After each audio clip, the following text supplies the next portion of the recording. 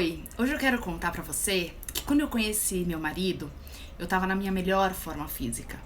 Eu tinha decidido emagrecer 5 quilos pra poder fazer uma cirurgia de redução de mama, mas eu acabei perdendo 20 quilos.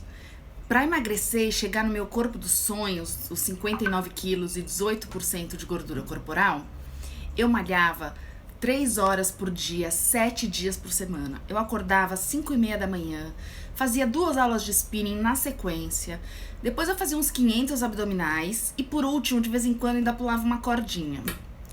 Mas eu fiz tudo isso sozinha, sem personal trainer, sem profissional de saúde, sem o professor da academia. Ninguém me aconselhou, eu fui fazendo.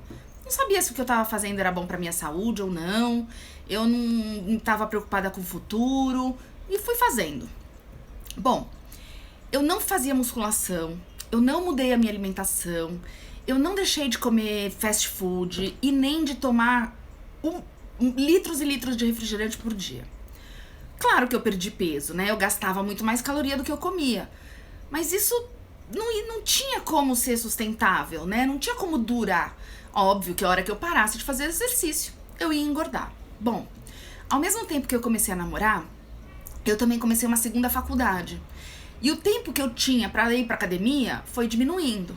Eu comecei a ir menos e comecei a engordar de novo. Eu não tinha mais a mesma quantidade de tempo disponível. Bom, até que 2 anos depois, a minha vida mudou completamente. Eu voltei ao peso anterior, eu mudei toda a minha rotina, né? Porque terminei a faculdade, eu mudei de emprego, comecei a sair mais pra comer, comecei a ter uma vida social mais agitada, comecei a acordar mais tarde, a dormir mais tarde. E aí, como eu disse, em 2 anos e pouquinho, eu já tinha recuperado todo o peso que eu tinha perdido. Bom, eu ainda me sentia bem, tá? Mas eu não sabia, que eu não tinha saúde nenhuma. Até que eu comecei a sentir uns sintomas sutis. Eu tinha algumas conjuntivites, algumas infecções no intestino, enfim, isso não me dizia nada. Aos poucos, esses sintomas começaram a piorar e foram ficando mais fortes e mais fortes. E eu comecei também a ter diarreia, vômito, fraqueza, cansaço. Eu comecei a ir num médico atrás do outro tentando descobrir o que eu tinha e ninguém conseguia juntar os pontinhos e me dizer o que era. Até que um dia meu marido saiu de casa e foi marcar nosso casamento. E no mesmo dia eu saí dali pra ir a um médico. E o médico me disse: eu vou te internar e você só sai do hospital quando eu tiver o seu diagnóstico e a gente iniciar seu tratamento. Conclusão: eu fiquei 1 semana internada, eu tava bem doente, e aí, quando eu saí do hospital, eu tinha 5 semanas pra casar. Eu fui diagnosticada com uma doença autoimune, chamada doença de Crohn. É mais ou menos assim, é como se o meu intestino o meu corpo achasse que o meu intestino é uma doença e desenvolvesse imunidade pra matar. Bom, em 5 semanas, eu tinha que casar. Mas o meu tratamento era com cortisona, praticamente só cortisona e imunossupressores. Então, nessas 5 semanas, eu engordei 5 quilos. Eu tive que reformar o meu vestido de noiva 2 vezes. Eu tava doente, gorda, inchada, mas eu tava feliz, tava casando. Dizem que as doenças autoimunes têm uma predisposição genética.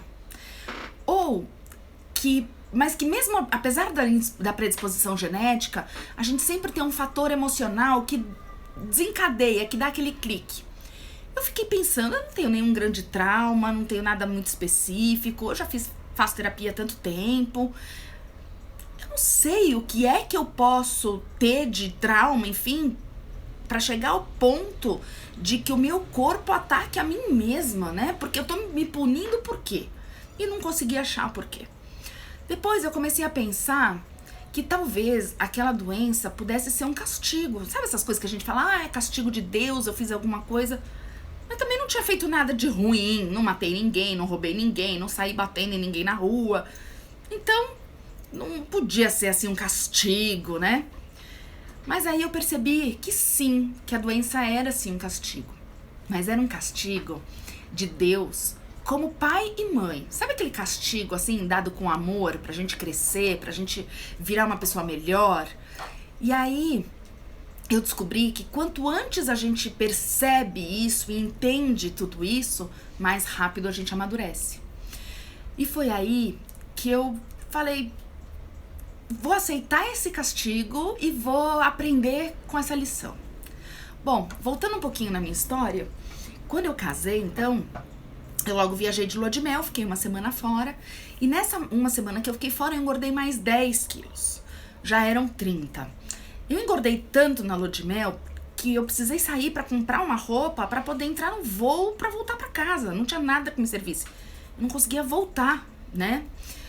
E aí, quando eu cheguei em casa, fui ao médico e o médico falou, olha, Liz, mais ou menos isso no final de novembro, ele falou pra mim, eu queria que você começasse a tomar um antidepressivo. Por quê? O efeito colateral dessa dosagem alta de cortisona, assim como um dos sintomas da sua doença, é a depressão. Eu falei, imagina que eu vou tomar antidepressivo, eu sou uma pessoa super comunicativa, alegre, feliz, positiva, eu não preciso disso. Mas é claro, né, eu não sou médica, eu não entendo nada do assunto, eu devia ter ouvido o que ele falou. Eu não tinha conhecimento para tomar uma decisão dessas. E aí, não tomei o antidepressivo. Só que no meio de dezembro, eu já tava de cama. Eu fiquei na cama mais ou menos 3 meses, até que o remédio, eu percebesse o que eu tinha feito, começasse a tomar o antidepressivo e ele fizesse efeito. E aí, o que eu fiz? Eu aproveitei esses 3 meses pra sentir mesmo o que eu precisava sentir, pra pensar no que eu precisava pensar, lamber minhas feridas. E aí, algumas fichas caíram. A minha terapeuta sempre dizia pra mim, você é um trator. E eu achava isso legal, eu falava, nossa, o trator é forte. O trator, ele ninguém para ele. Se alguém tentar parar, o trator passa por cima, resolve tudo e não tem tempo feio. Durante a doença, durante esses 3 meses que eu fiquei de cama, eu entendi que, na verdade, quando uma pessoa tenta te parar e você não para, e passa por cima dessa pessoa, você tá passando por cima dos sentimentos dela. Isso não é legal. E que o trator, pra poder estar sempre forte, sempre agitado, sempre resolvendo tudo, também passa por cima dos próprios sentimentos. E aí, que eu falei, quer saber? Eu vou curtir essa doença.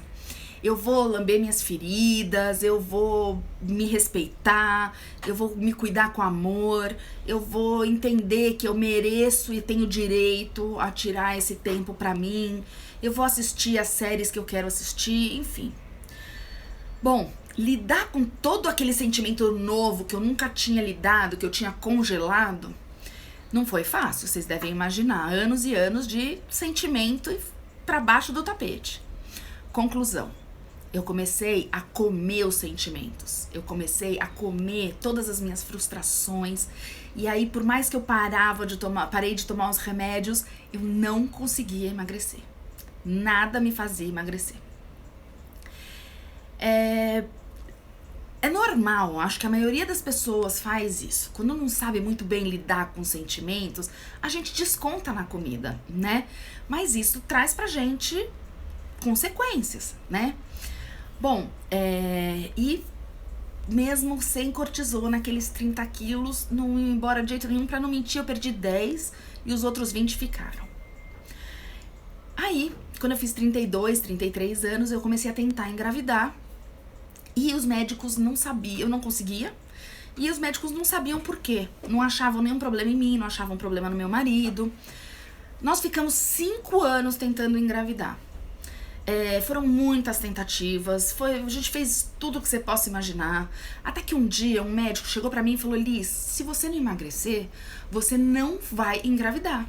Você precisa obrigatoriamente emagrecer pra conseguir. Bom, lá fui eu. Coloquei um balão intragástrico, emagreci 20 quilos. Tirei o balão, engordei de novo. Fiz bariátrica, emagreci 20 quilos. Até que, puf, mágica, tava magra, consegui engravidar. Só que o que eu não sabia, o que eu não queria enxergar naquele momento, é que todo puff, toda mágica, um dia aparece e vem cobrar o seu preço. Mas eu tava grávida, eu não queria nem saber de preço, eu tinha tudo que eu queria, né?